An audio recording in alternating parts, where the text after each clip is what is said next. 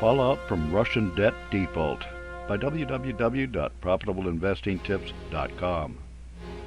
That last time that Russia defaulted on its debts to foreign creditors was during the First World War and the Bolshevik Revolution that led to the creation of the Soviet Union. Now, at the time of another war, Russia is heading toward default as half of its $640 billion in foreign currency reserves are under sanctions by the U.S., European Union, and UK. Why is this happening? How will it progress? What will be the broader fallout from Russian debt default? Who will determine if Russia has defaulted on its debts? Russia's inability to pay debts will result in a low junk credit rating. Creditors will seek payment by going after other Russian assets outside of Russia. That will mean going to court in various countries or jurisdictions and arguing their case. Russia is already arguing that their default is artificial because their money is unavailable due to sanctions by the West. An investor panel called the Credit Derivatives Determination Committee makes decisions in matters of credit swap markets and default insurance. If they determine that Russia is in default, creditors can start the process to get insurance payouts. This happened already with the default of Russian Railways JSC that missed an interest payment. Results of Russia's defaults. The end result of debt default by Russia is that no one will lend to them in the future unless they can find a way to receive payment outside of Western banking and payment systems. We already wrote about Russia using cryptocurrencies to avoid the effects of sanctions. This could work in the future with payments for gas, oil, coal, fertilizers, and other Russian exports, but it would do nothing to free up the money currently under sanctions.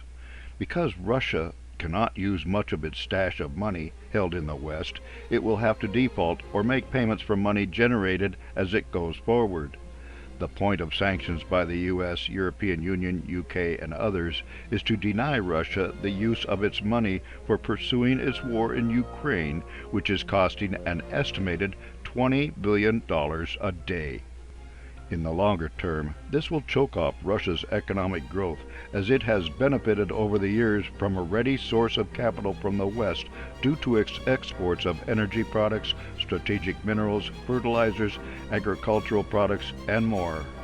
Russia will especially be hurt by losing access to advanced technologies produced in Germany and elsewhere on which they rely for advanced weaponry for their military, driving Russia further into the arms of China.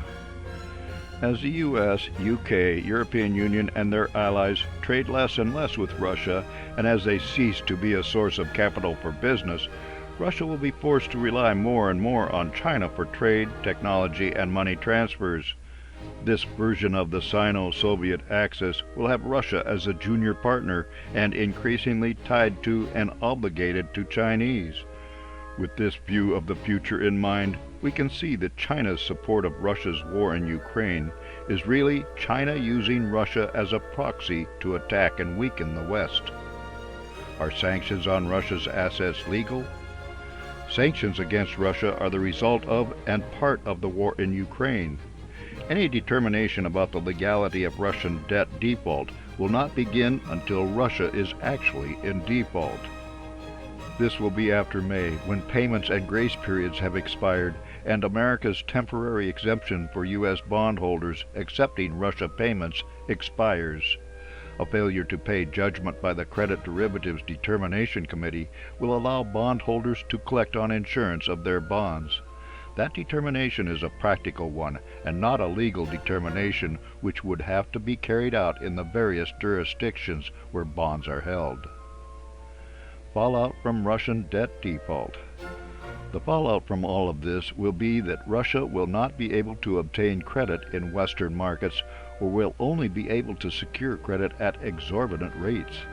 The world will be partially cut off from Russian exports of grains, petroleum products, coal, fertilizers, and strategic minerals, which has already affected commodity markets and will possibly lead to civil and political unrest in Africa and Asia, as Ukrainian and Russian grain does not arrive. The IMF has already downgraded their projections for global growth by a half for the coming years. And countries like India that trade with Russia anyway will get sweetheart deals for their oil and natural gas. For more insights and useful information about investments and investing, visit www.profitableinvestingtips.com.